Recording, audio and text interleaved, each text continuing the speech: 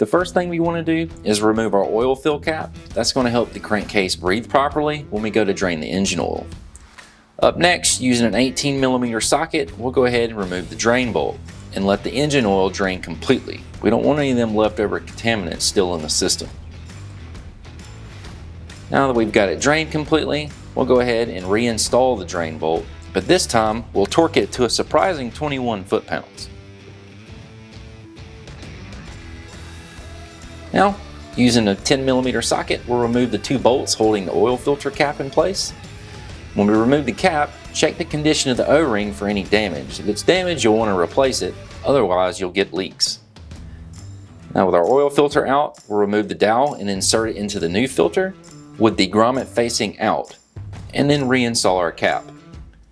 Don't want to tighten these bolts too tight, just good and snug is all you need. Now it's time to fill the engine. Kawasaki states this unit holds 2.6 quarts of Kawasaki 10W40 motorcycle oil.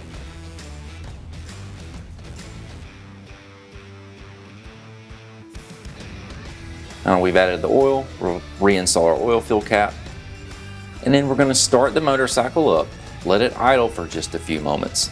That's going to get the oil circulating through the system properly. Once we've done that, we'll shut it down and let it set for a few more moments. That'll help us get an accurate oil level reading.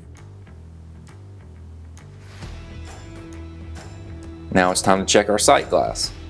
You want to be in the middle to upper portion of the sight window, and this looks perfect, so let's hit the trails.